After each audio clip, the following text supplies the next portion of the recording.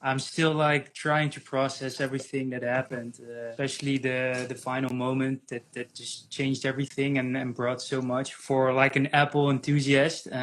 With that, also all the other stuff, iOS 17, the new Mac Pro, finally, Apple Silicon is complete. Software that has been announced, something I think we have been waiting for years now, and now it's just a reality. I think in the news just before the launch, a couple of the news articles were stating this is the launch of the decade for Apple, and that it is not just a launch like, for example, the Apple Watch, but it's potentially a launch that is a company-making moment for Apple, i.e. it's a way for the company to completely reinvent itself. What do you think about people saying that, and what do you think about I totally agree. They're referring to it as an iPhone-like introduction moment in 2007 when Steve introduced it. This is a similar situation where we're at the brink of a new era, as they're saying. If there's a company that is able to do that right now with their assets, with their ecosystem, and doing this like well and get this out to the masses, like the pro users first, and I think after that we'll get iterations that will be more accessible to more people. We're at a turning point in history, if you ask me. It's so cool. And this is like an Apple enthusiast, even if you're just like an everyday person who loves Apple products. This is like a kind of like a wet dream for everyone.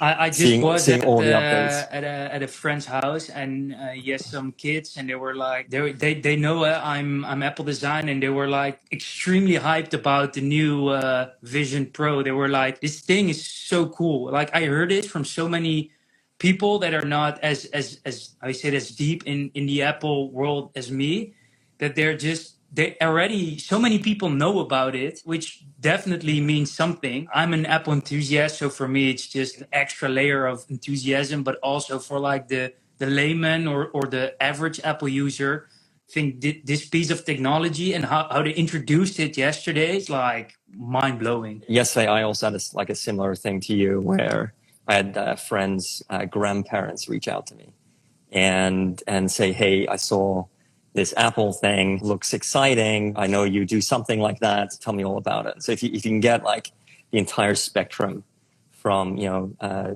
youth all the way up to the oldest people of society to be excited about something, I think that's a really good marker. And for Tim Cook, I think it's huge, because this is like really like the first product that is truly his. When the watch launched, it was still Steve Jobs' Johnny design, Ive as well. So I don't know how much Johnny's role was in the design and development of Vision Pro. I totally agree with you. This will be his legacy. I think for Tim, this product will define him for the rest of his life. The success of this product depends on his last 6-7 years they've been working on this, maybe even longer. Because I don't think he will stay that much longer as a CEO. There are already speculations and rumors about who is going to be his successor. I don't think he's planning on introducing more of these products. I think maybe the Apple car is a little bit far away for his legacy. So this could be it. What do you think went really well with the launch of the glasses yesterday? Obviously, everyone's excited about it, but you're like the global expert on Apple and Apple's design and the way that Apple operates and thinks. What do you think went extremely well from the launch of these glasses? For me, it's just the way they were able to transfer the message of and the experience of this truly remarkable product. I think it's really difficult to try and communicate the actual message of this product. So maybe a couple of people overheard what they were saying, but it's actually going to replace your Mac, your computer, your TV. You can use it with your Mac. I don't know if you saw that short clip where they show that if you have a Mac in front of you, it will recognize and sync, and then you basically have a bigger screen in front of you, which I think is freaking amazing. But that is just maybe a little bit of a gimmick and a transition moment. But I think this product is going to have so many use cases, and the way Apple communicated that, it's just amazing how they make these animations and how deep we get into the detail of things. And of course, it's just hours and hours of training and errors and explaining things. But they're doing just a phenomenal job communicating their message, and that's why I think Apple is one of the best companies in the world. They're able to communicate a clear why, a clear story, a clear mission, and fundamentally add value and change people's lives. And the way they communicate it, I mean, other companies are doing that as well, but the way they bring it is so much different. If you look at the keynotes from other brands, like Google and Samsung, you just don't get that feeling, that enthusiasm after their events. I mean, they make amazing products, but like the story and the profound message for me in these products, and how the way they present it is just missing. That's actually why I started AppleDsign in the beginning, and really like love to be in this ecosystem. I'm just curious, with regards to your company being, how is this going to impact your business? So maybe, I don't know, to the people who are watching, introduce Beam and tell them a bit like what you guys are doing, and how exactly Vision Pro is going to influence your progress, your process, everything. I'm really curious to know. I'm Jan. I'm the founder of Beam. Niels and I are good friends. We agreed to jump on this live to kind of dissect what's going on with this new headset release from Apple. And so Beam essentially is a software company. We're a communications platform that live streams humans into other people's spaces digitally. And we've been doing this on mobile phones. We've been doing this on other AR headsets. But really, this launch of Apple yesterday was, we would call it like a market making opportunity and a market making moment for our tech, because people finally get it. It's like the Star Wars Jedi Council holograms are now finally possible with a headset that people want. So yesterday was an incredibly big day that we've been working towards in our business, Beam, for the past 6 years, developing a very special tech, kind of like the evolution to Zoom. So instead of having a square box, and by the way, that's basically what Apple's done with their version, is they've created kind of FaceTime, which is kind of a square videos of humans in the space. What we do at Beam is we put the entire human digitally into people's spaces. So for us, it's huge, really exciting. And I agree with what you're saying, Niels, is that the incredible storytelling of Apple just blew me away yesterday. I think, like you said as well, it's the thing that sets Apple apart, is their ability, one, to weave the story, and two, to create so much value or use case for us consumers to make us want to buy their products. And the thing that I was most blown away with wasn't just a headset; it was an entire ecosystem, from the standard future of work stuff like video conference, and see your spreadsheets and computer screens, see 3D models on your desk.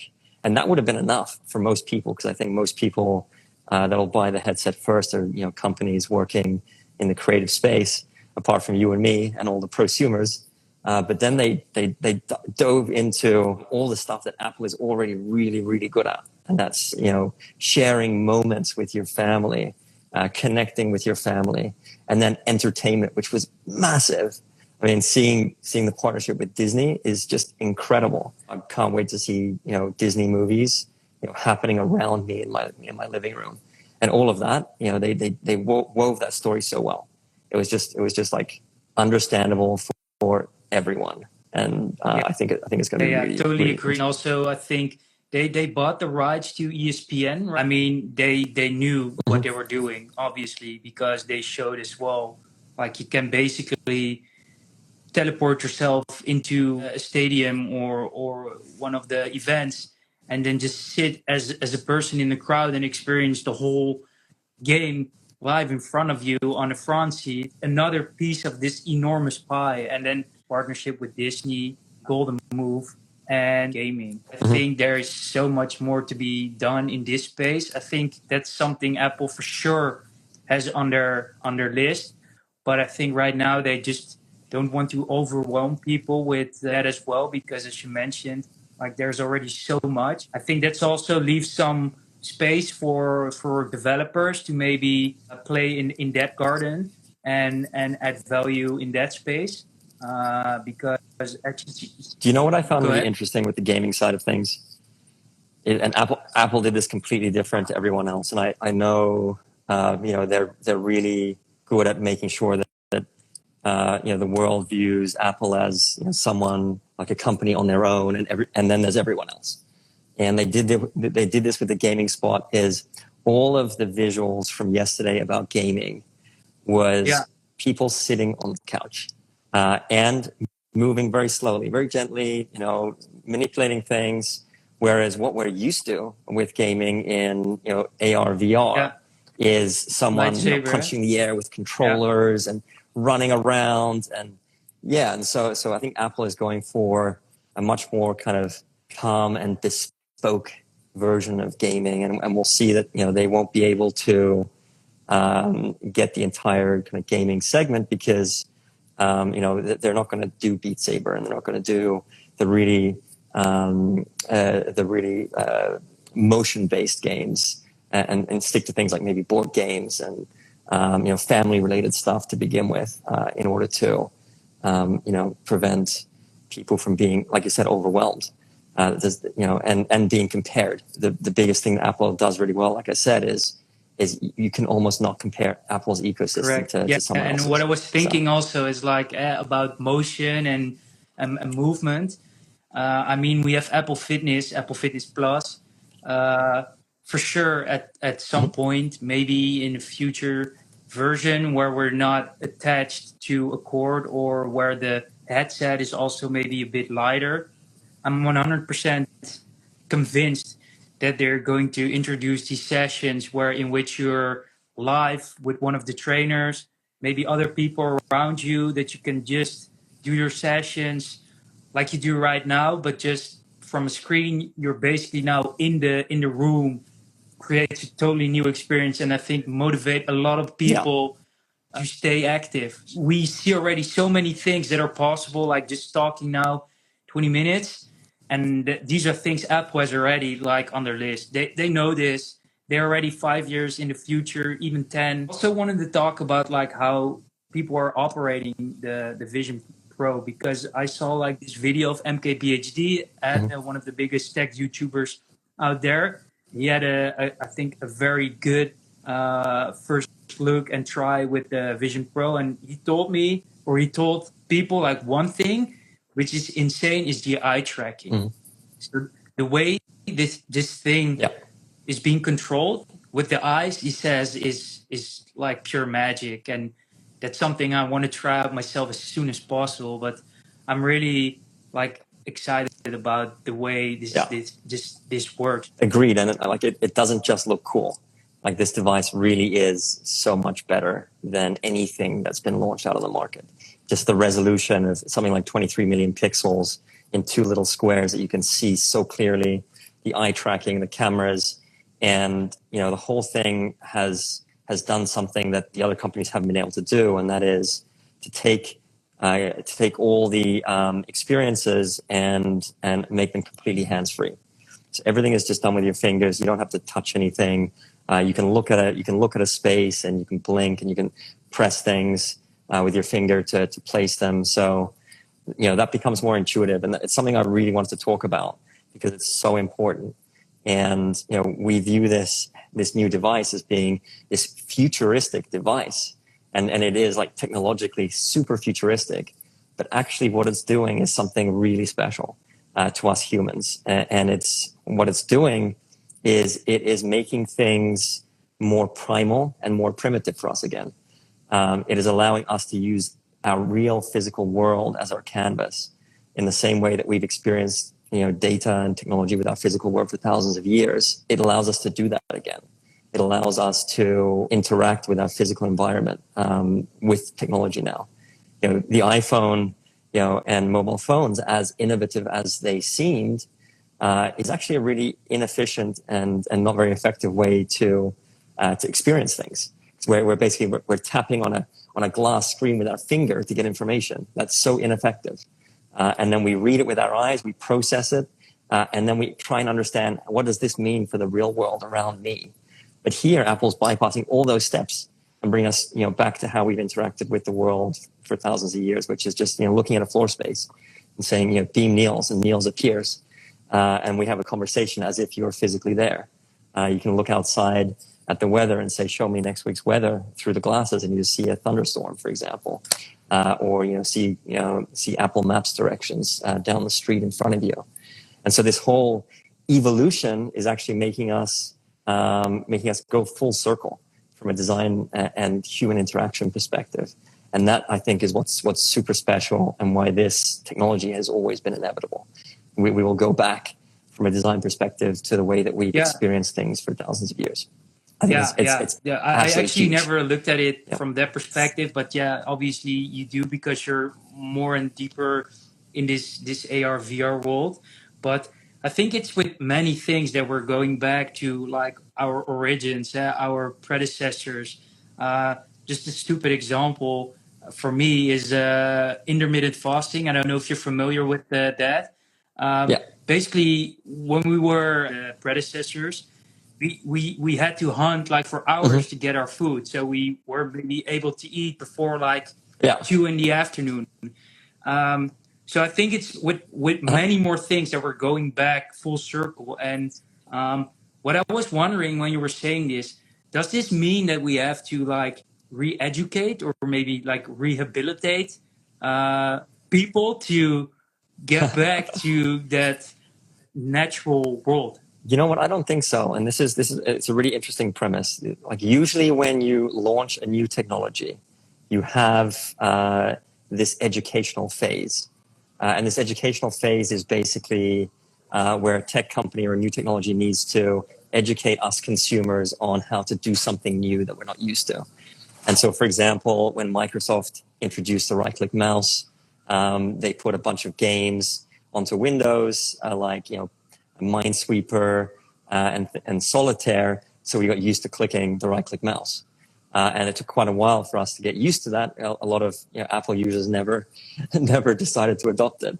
And then you have this entirely new phase of us going from touching a screen to tapping your finger to turn on and off a light in the air, or to placing a cinema in your living room with just by gestures.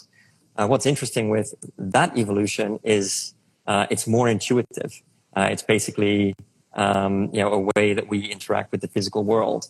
We're now able to interact with the digital. So I think it's going to be easier, for example, for older people to get used to this. As soon as they learn the very basics, it's going to get very easy for them to adopt this type of tech. So I think the education is going to be a lot less. But again, like this whole idea that this brings us full circle and creates a scenario where we're doing things the way we've done it for thousands of years, I think is very interesting on the AI and voice side of things. I want to talk about that because, for example, things like voice AI, like Siri, etc., have been around for a while, but that's also an intuitive thing. We're used to talking to another individual or human saying, hey, can you tell me about this? And then now the human says, yeah, sure. What I know about this is X, Y, Z. And that's why things like Siri, have been very popular. But I wanted to talk to you about one of the disappointments from the Apple launch, and that is they didn't do a whole lot on the AI side. And I wanted to get your thoughts on that because I know you have an AI company and it's extremely good. And I think it's still better than what Apple has. So I wanted to get your thoughts on firstly, what Apple launched on the AI side, what they announced or didn't announce, and what you're doing as well, because it's super exciting. Totally. Like, I know like AI is like fully embedded in Apple's ecosystem. I mean, they don't mention it explicitly, but it's there. Simple example is with the text input that Craig showed that you now get this pre-written kind of phrase. I mean, that's all AI. But for me, like AI, we're now talking about like the next step in AI, which is for me the creator part mostly. Yeah, I mean ChatGPT, we all know that, and we see what it can do. All the other big tech firms are trying to get into it as quickly as possible. Like Google has introduced their Bard.